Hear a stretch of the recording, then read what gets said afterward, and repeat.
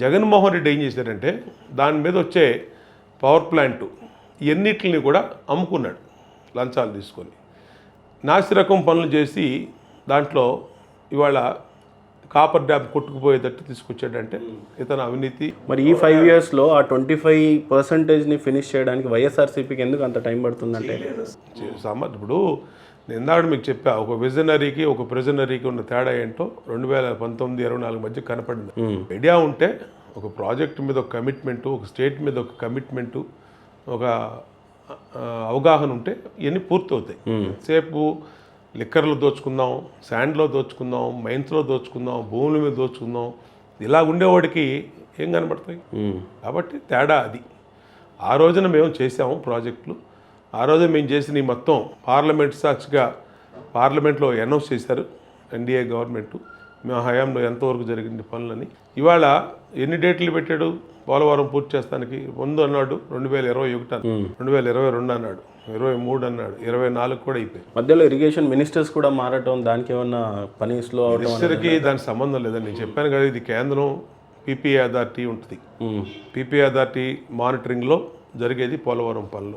కాబట్టి దానికి దీనికి స్టేట్ మినిస్టర్కి కేంద్రం కేటాయించాల్సిన నిధులు పోలవరంకి కేటాయించలేదు, స్టేట్ నిధులతోనే పూర్తి చేయాల్సిన పరిస్థితి అని అంటున్నారు. ఇకపక్క అలాంటి కేంద్రంతో మీరు కూటమిలో భాగంగా పనిచేయడానికి సిద్ధంగా ఉన్నారు. ఏ రకంగా ఇప్పుడు కదా రేపు రాబోయే టైంకి మేము కూటమి లేదు. 2024-29కి 2019-24లో ఉంది జగన్మోహన్ రెడ్డి అన్అఫీషియల్ గా ఉన్నాడు కూటమిలో.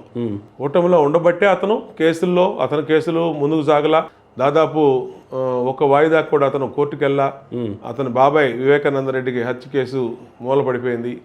ఆఖరికి ఇన్వెస్టిగేషన్ చేస్తున్నటువంటి సిబిఐ ఎస్పీ రామ్ సింగ్ని 30 తిప్పలు పెట్టి 3 చెరువులు నీళ్ళు తాగిచ్చారు. ఒక సిబిఐ వీళ్ళ తమ్ముడు అవినాష్ రెడ్డి అరెస్ట్ చేయడానికి వస్తే కర్నూలులో అడ్డుకున్నారు. ఎన్ని రాష్ట్ర పోలీస్ హయాంలో జరిగినాయి. కాబట్టి మా హయాం నెక్స్ట్ టర్మ్ వచ్చినప్పుడు మేము అభివృద్ధి కోసం, అతను కేసుల కోసం పొత్తు పెట్టు. కానీ సార్ ఇక్కడ కేంద్రం యొక్క మెడల్ని వంచి నేను స్పెషల్ స్టేటస్ని తీసుకొస్తానని బలంగా శపథం చేస్తున్న వైఎస్ జగన్మోహన్ రెడ్డి ఒకవైపు, ఆ తర్వాత కనీసం స్పెషల్ స్టేటస్ గురించి మీరు రాస్తారోకోలో, ధర్నాలో ఏదో ఒక రకంగా ఒత్తిడి కనీసం కేంద్రం మీద తీసుకురాలేదు, ఇటు రాష్ట్ర ప్రభుత్వం మీద తీసుకురాలేదు. సో ఈ స్పెషల్ స్టేటస్ ఇంకా ఈ ఊసు లేనట్ట, లేకపోతే అంటే పాలసీ వాళ్ళు మార్చుకున్నారు. స్పెషల్ స్టేటస్ అనేది కంట్రీ వైడ్గా ఏదికి లేదు. ఎప్పుడైతే వాళ్ళు గవర్నమెంట్లోకి వచ్చారో అంటే ఈ లెక్కన ఫ్యూచర్లో స్పెషల్ స్టేటస్ అనేది ఊసే ఉండదనే వాళ్ళు నీతి ఆయోగ్ ఏదైతే వచ్చిందో ఫైనాన్షియల్ కమిషన్స్ ఏ విధంగా అయితే స్పెషల్ స్టేటస్ గురించి మనం మాట్లాడుకోవడం వేస్ట్ అనేమో దీని గురించి. అంటే వాళ్ళ నిర్ణయం అది మాట్లాడుకోవటం అనేది మన హక్కు. మన హక్కుని మనం ఎలా వదులుకుంటాం? ఖచ్చితంగా మాట్లాడతాం. అది కాకపోతే వాళ్ళు కేంద్ర స్థాయిలో వాళ్ళు దేశం మొత్తం మీద ఉన్నటువంటి అన్ని రాష్ట్రాలకు మీద తీసుకున్నటువంటి నిర్ణయం అది. దాన్ని మనం మా ఒక్కదానికి ఎగ్జామ్షన్ అని చెప్పి ఒప్పించుకునే అవకాశాలు ఉన్నాయి. కానీ అడిగితేగా అసలు జగన్మోహన్ రెడ్డి ఏ రోజైనా ఈ రాష్ట్రం గురించి అడిగితేనే కదా. ఆఖరికి రైల్వే జోన్ ఇస్తే దానికి 60 ఎకరాల స్థలం ఇవ్వలేకపోయాడు విశాఖపట్నం. ఇది నేను చెప్పింది కాదు. రైల్వే శాఖ మంత్రి పార్లమెంట్లో ప్రకటించాడు. కేంద్రానికి విశాఖపట్నానికి రైల్వే జోన్ మేము మంజూరు చేసాం, 62 ఎకరాల భూమి అక్కడ ప్రభుత్వం ఇవ్వనందున మేము చేయలేకపోతున్నాం, ఎన్నో లేఖలు రాసాం ల్యాండ్ అలాట్ చేయండి అని, ఇంతవరకు ల్యాండ్ అలాట్ చేయలేదు అని ఆయన మాట్లాడాడు. ఏం జమ్మని చెప్తారు వీళ్ళు? ఈ వాస్తవాలు సార్. ప్రధానంగా బోండమ్మ గారి మీద వచ్చినటువంటి ఆరోపణ ఎలాంటిది అని అంటే, ఒకప్పుడు గతంలో టీడీపీ కార్యకర్తల మీద ఎలాంటి దాడులు జరిగినా కూడా మీరు అడ్డు నిలిచి కార్యకర్తలకైతే అండగా ఉన్నారు.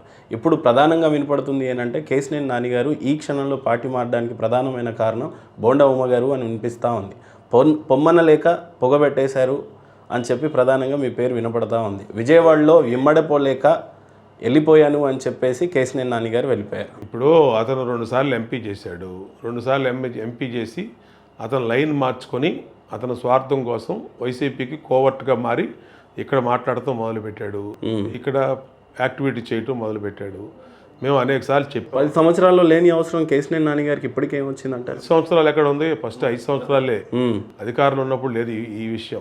అధికారం ఎప్పుడైతే పోయిందో అక్కడి నుంచి వైసీపీ వాళ్ళతో టచ్లో ఉండటం, వైసీపీ వాళ్ళని డిన్నర్లు అంటే పిలవడం. ఈ 4 సంవత్సరాలు బాగానే ఉన్నారు కదండి, రేపు ఎలక్షన్స్ ఉన్నప్పుడు ఇప్పుడు ఈ లేదు ఈ 4 సంవత్సరాలు కదా, 3.5 సంవత్సరాల నుంచి ఇదే యాక్టివిటీ జరిగింది. వాళ్ళు పైనుంచి ఆదేశాలు రాలే, అతనికి క్లారిటీ రాలేదు. ఆ రాకపోవటం వల్ల వైసీపీలో అతను చేరలేకపోయాడు. మొన్న లాస్ట్ చివరి మినిట్లో ఆయన క్లారిటీ వచ్చింది, వైసీపీలో చేరారు.